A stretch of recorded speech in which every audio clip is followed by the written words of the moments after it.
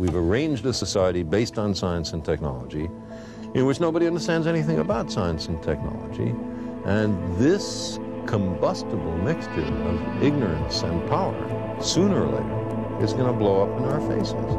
I mean, who is running the science and technology in a democracy if the people don't know anything about it?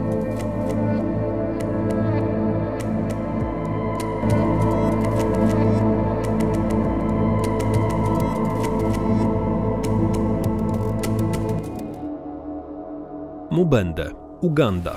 Niedzielny, spokojny poranek 28 lutego 2010 roku.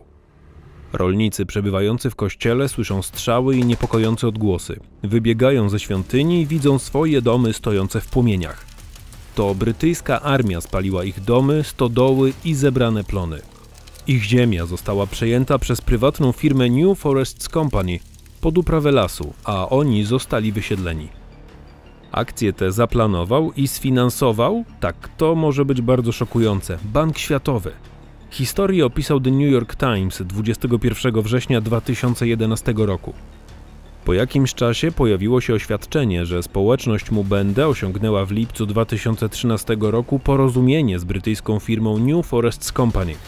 Rolnicy mieli otrzymać rodzaj zadośćuczynienia, jednak nigdy nie wyjaśniony został stopień odpowiedzialności Banku Światowego za to nadużycie. Postępowanie Banku Światowego w kwestii Mubende to jeden z najbardziej jaskrawych przejawów technokratyzmu w ostatnich latach. Technokratyzm to termin pochodzący z języka greckiego oznaczający władanie rzemiosłem. Jest to koncepcja nowego typu władzy, w której decydującą rolę odgrywaliby wysoko wykwalifikowani specjaliści, szczególnie ekonomiści oraz przedstawiciele nauk biologicznych i ścisłych. Technokratyczny internacjonalizm to z kolei przekonanie, że rządy ekspertów mogą przekształcić politykę międzynarodową z chaosu i konkurencji w porządek i stabilność.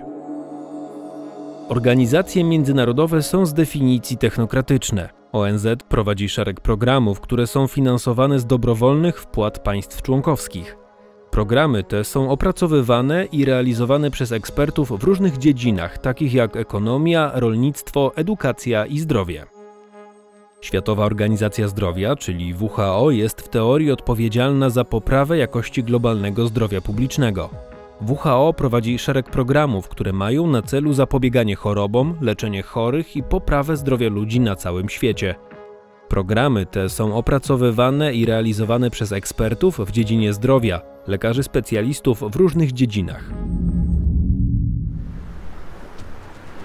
Siła przekonywania technokratyzmu organizacji międzynarodowych jest spora. Przykład?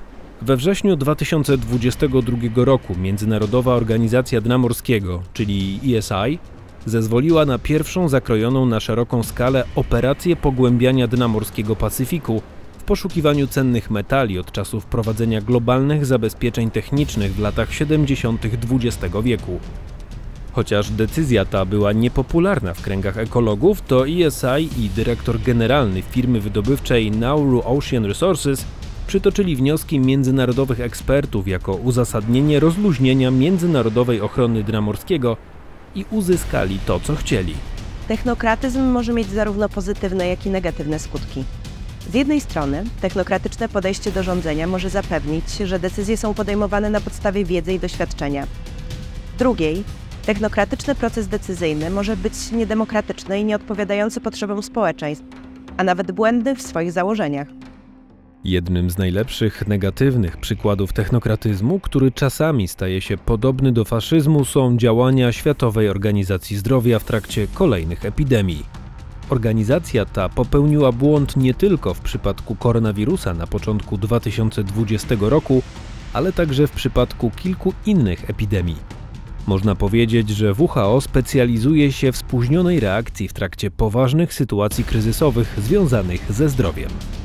WHO zlekceważyła w latach 80. XX wieku pojawienie się wirusa HIV wywołującego chorobę AIDS.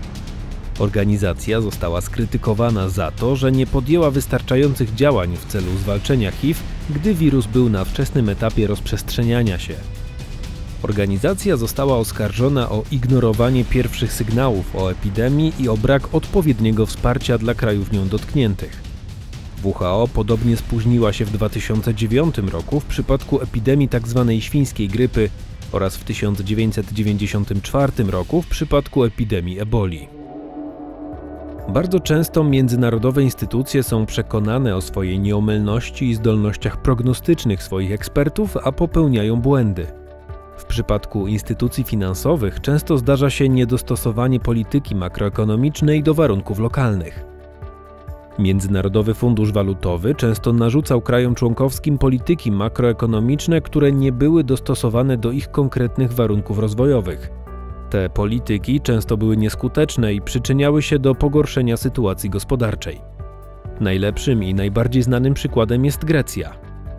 W opublikowanym w 2013 roku raporcie ekonomiści MFW Olivier Blanchard i Daniel Ley przyznali, że program oszczędnościowy, który fundusz wdrożył w Grecji pogrążonej w kryzysie, był opracowany na podstawie błędnych założeń. Program ten doprowadził do znacznie silniejszego załamania greckiej gospodarki niż zakładano.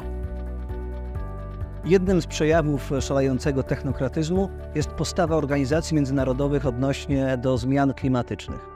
Czym innym jest odkrycie tego zjawiska, którego przecież nikt nie kwestionuje, a czym innym wypisywanie na niego recept, które mogą sparaliżować rozwój gospodarczy. Niestety właśnie takie recepty organizacje międzynarodowe wypisują.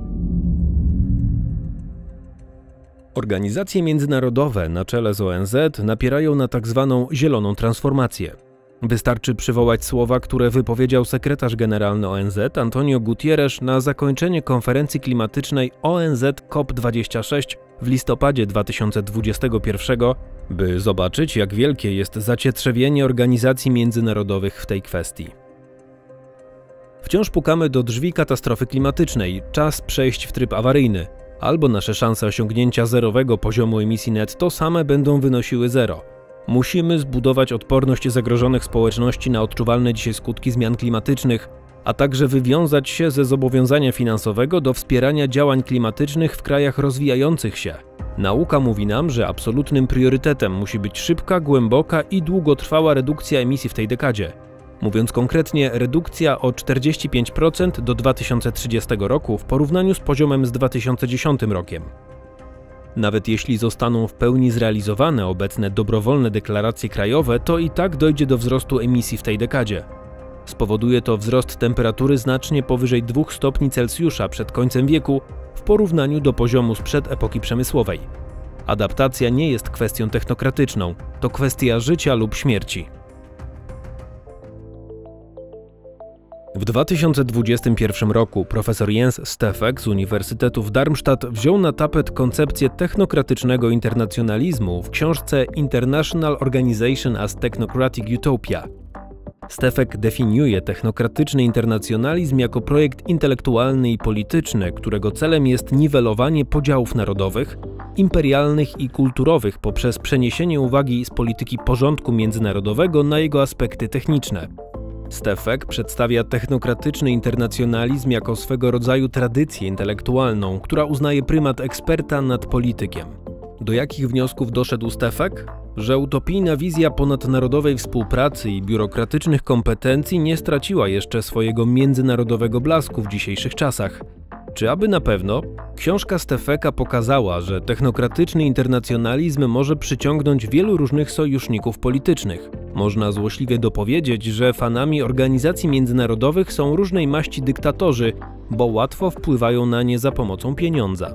Jednocześnie Steffek zauważa, jak kruche są instytucje międzynarodowe, pisząc: wydaje się, że międzynarodowa machina rządów eksperckich może zostać zakłócona łatwiej niż większość ich krajowych odpowiedników. Nawet jeśli międzynarodowe machiny technokratyczne czasami mogą wydawać się potężne, niewiele potrzeba, aby stały się bezużyteczne. Jednym z największych krytyków technokracji jest profesor William Easterly, który w swojej książce Tyrania ekspertów wskazał, iż konwencjonalne podejście do rozwoju gospodarczego oparte jest na technokratycznej iluzji. W przekonaniu, że bieda stanowi problem czysto techniczny, podatny na takie rozwiązania jak nawozy, antybiotyki czy suplementy diety. Technokratyczne podejście ignoruje to, co w tej książce uznaje się za prawdziwą przyczynę ubóstwa – niekontrolowaną władzę państwa nad biednymi ludźmi pozbawionymi praw, przekonuje w Tyranii ekspertów Easterly. Poprzez tę technokratyczną iluzję eksperci techniczni mimowolnie nadają nowe uprawnienia i legitymizację państwu jako podmiotowi, który będzie wdrażał rozwiązania techniczne. Ekonomiści, którzy opowiadają się za podejściem technokratycznym, wykazują się straszliwą naiwnością w kwestii władzy, twierdząc, że gdy ograniczenia władzy zostaną poluzowane lub nawet usunięte, sama władza pozostanie dobrotliwa z własnej woli. To, co kiedyś było boskim prawem królów, w naszych czasach stało się prawem rozwoju dyktatorów. Ukryta koncepcja dzisiejszego rozwoju stanowi wizję autokratów o dobrych intencjach, którym doradzają eksperci techniczni, przekonuje naukowiec. W 2017 roku brytyjski polityk Michael Gove powiedział: ludzie mają już dość ekspertów i organizacji słynących z akronimów, które mówią wszystkim, co wiedzą i co jest dla ogółu najlepsze, i do tego ciągle się mylą. Minęło 6 lat i co prawda ONZ czy WHO wciąż istnieją, ale wydaje się, że stopniowo tracą rząd dusz.